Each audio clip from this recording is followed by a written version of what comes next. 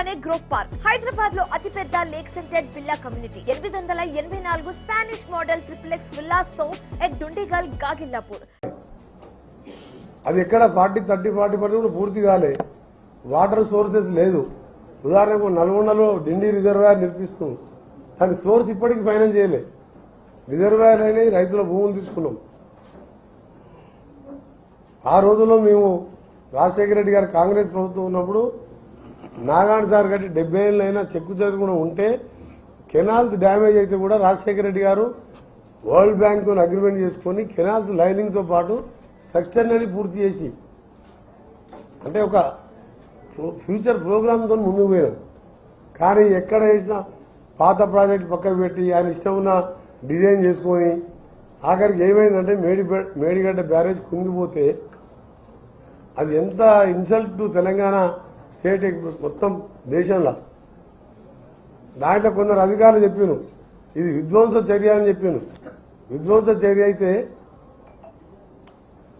ఎవరైనా నక్సలైట్లు కానీ ఎవరైనా చేస్తే బాంబులు పెట్టినా అది బ్యారేజ్ పైకి లేచిపోతుంది తప్ప నీళ్ళలో కునిపోదు.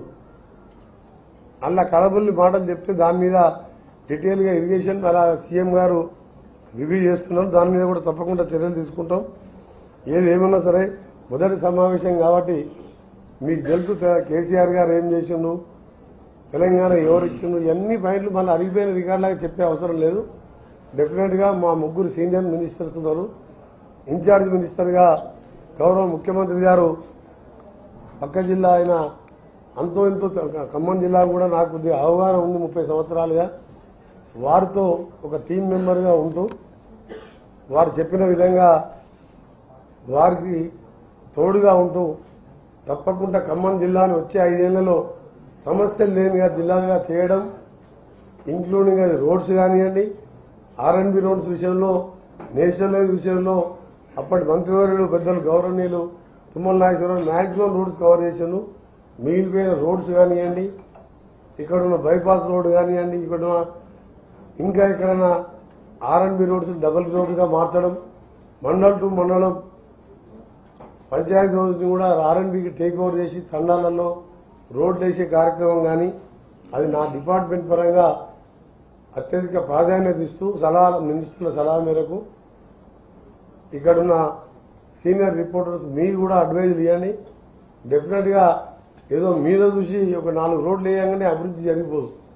పేదవానికి సొంత ఇల్లు ఉన్నప్పుడు ఆత్మగౌరవం, నా ఇంట్లో నేను ఉంటున్నానని,